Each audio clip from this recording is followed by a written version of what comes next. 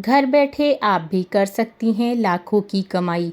आज मैं कुछ ऐसे तरीके बताऊंगी जिससे हाउसवाइफ भी बन सकती है आत्मनिर्भर। क्या आपने कभी सोचा है कि अगर घर की जिम्मेदारियां संभालते हुए आपके पास अपनी छोटी सी कमाई भी हो तो आपको कैसा लगेगा? अपने खर्च के लिए किसी से पैसे मांगने की ज़रूरत ना पड़े, बच्चों के लिए कुछ खरीदना हो तो बार बार सोचना ना पड़े, और सबसे बड़ी बात, आपको अपने ऊपर थोड़ा कॉन्फिडेंस महसूस हो। लेकिन जैसे ही हम घर बैठे कमाई की बात करते हैं, हमारे मन में सबसे पहले एक सवाल आता है, मैं करूँगी क्या? घर का काम है, बच्चे हैं, परिवार है, समय ही कहाँ मिलता है। और मैं आपको एक बात बताऊं, शुरुआत में मेरे मन में भी यही सवाल आता था कि आखिर घर संभालने वाली महिला अपने लिए समय निकाले तो निकाले कैसे। लेकिन धीरे धीरे समझ आया कि हमें शुरुआत के लिए रोज़ 8 से 10 घंटे नहीं चाहिए। हमें चाहिए एक स्किल, थोड़ा पेशेंस और रोज़ का 1 से 2 घंटे का सही इस्तेमाल। आज मैं आपको ऐसे ही कुछ तरीके बताने वाली हूँ जिनसे एक हाउसवाइफ भी घर से अपनी अर्निंग शुरू कर सकती है। लेकिन एक बात पहले ही साफ कर दूँ, इनमें से कोई भी तरीका रातों रात लाखों रुपए देने की गारंटी नहीं देता। किसी की कमाई कुछ हज़ार से शुरू हो सकती है, किसी की धीरे धीरे बढ़ जाएगी, और अगर काम सही तरीके से हो जाए तो अच्छी इनकम भी बन सकती है।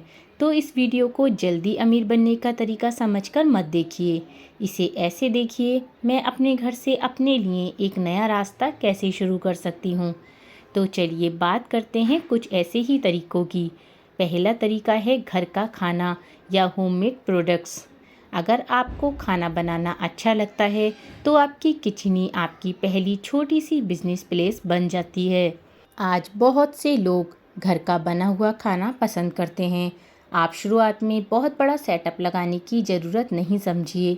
आप सोच सकती हैं घर के बने मसाले, अचार, पापड़, नमकीन, नाश्ते की चीज़ें, होममेड स्वीट्स, केक्स और बेकरी आइटम्स, लंच बॉक्स। लेकिन यहाँ मैं एक छोटी सी गलती के बारे में बताना चाहूँगी।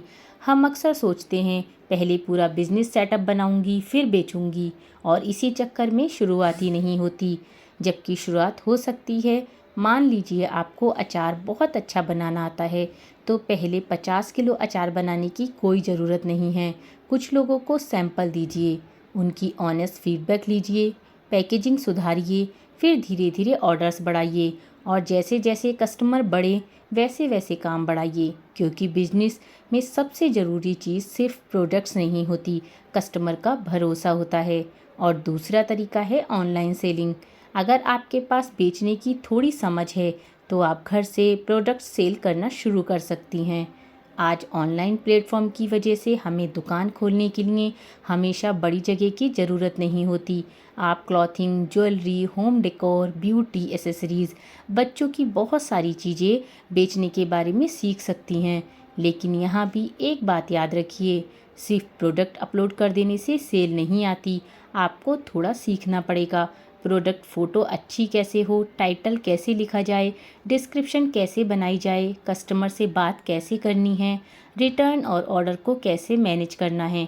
और सबसे ज़रूरी बात, किसी चीज़ की डिमांड है, किस चीज़ की डिमांड नहीं है। मैंने कई बार देखा है कि हम किसी चीज़ को बेचने की कोशिश करते हैं जो हमें पसंद है, लेकिन कस्टमर उसे खरीदना ही नहीं चाहता। इसलिए बिजनेस शुरू करने से पहले थोड़ा मार्केट रिसर्च ज़रूर कीजिए, और शुरुआत में कम प्रोडक्ट रखिए। पहले सीखिए, फिर धीरे धीरे स्केल कीजिए। और तीसरा तरीका है यूट्यूब या कंटेंट क्रिएशन। अब यह तरीका मेरे दिल के बहुत ज़्यादा करीब है, क्योंकि आज एक सामान्य हाउसवाइफ भी अपने फ़ोन से कंटेंट बनाना शुरू कर सकती है। आपको शुरुआत में महंगा कैमरा नहीं चाहिए।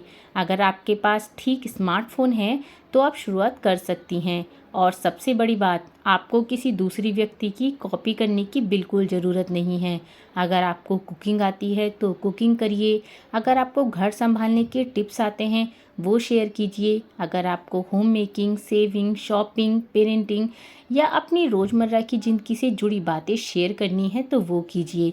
लेकिन एक बात मैंने पर्सनली बहुत इम्पोर्टेंट सीखी है, लोग परफेक्ट लाइफ देखने से ज़्यादा रियल लाइफ में कनेक्ट होते हैं। अगर आपकी वीडियो में सब कुछ परफेक्ट है फिर भी शायद लोग कनेक्ट ना करें, तो आप समझ जाइए कि परफेक्ट नहीं, रियल लाइफ दिखानी है। लेकिन अगर आप कहती हैं मेरे साथ ही शुरुआत में ऐसा हुआ था, मुझे भी ये समझने में काफ़ी समय लगा, मैंने ये गलती की और फिर मुझे ये सीख मिली, तो सामने वाला सोचता है अरे ये तो मेरी ही तरह है, और वही कनेक्शन किसी भी चैनल की सबसे बड़ी ताकत बन जाता है।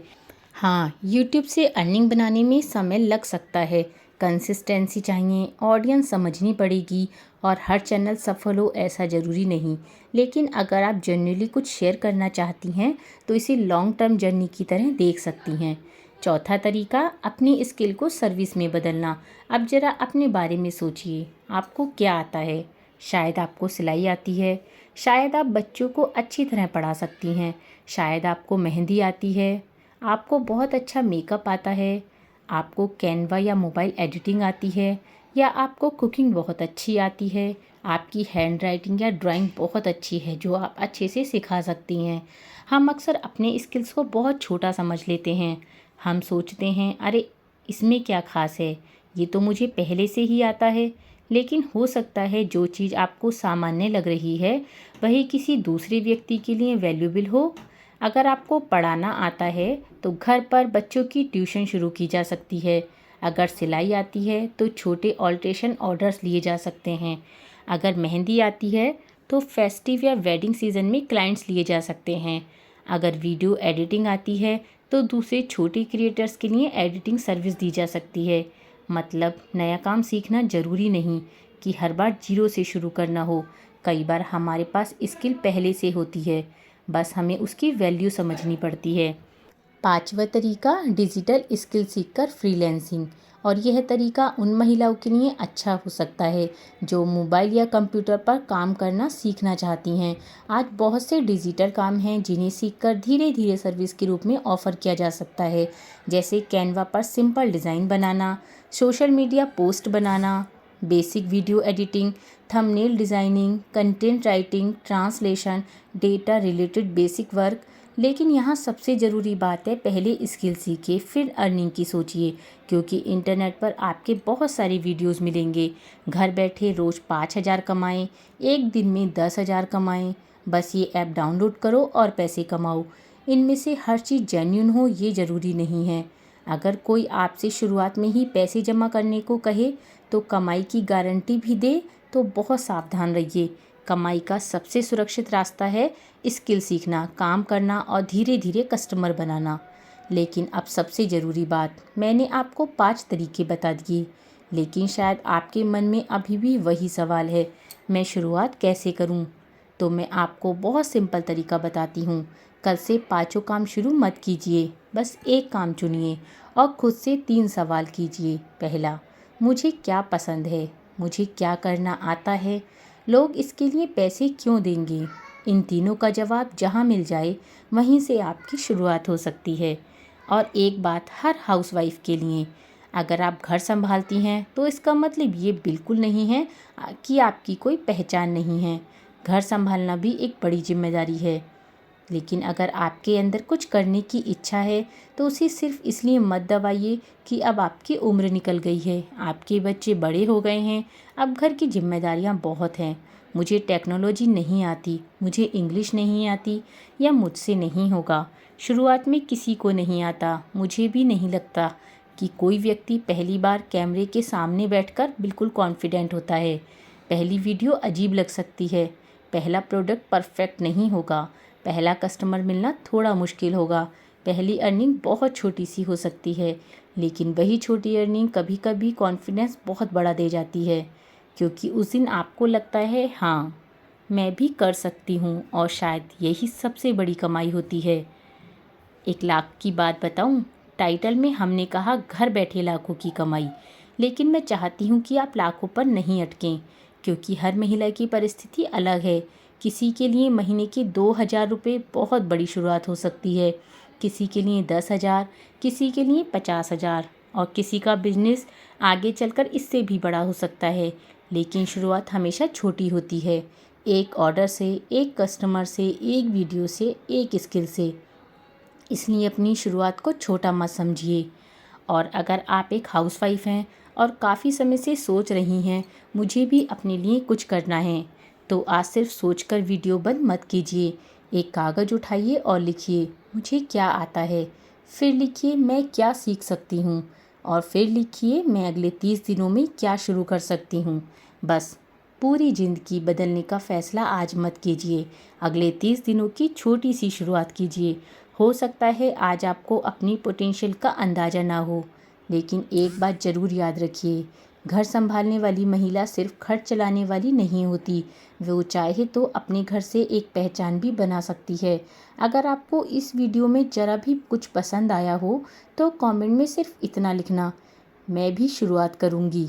और अगर आप चाहती हैं कि मैं अगली वीडियो में इन 5 तरीकों में से किसी तरीके को बिल्कुल जीरो या कम बजट से शुरू कैसे किया जा सके उसकी पूरी स्टेप बाय स्टेप जानकारी दूं, तो कमेंट ज़रूर कीजिए। मिलते हैं अगली वीडियो में, तब तक अपना ख्याल रखिए, खुद को हमेशा सबसे आखिर में मत रखिए। धन्यवाद।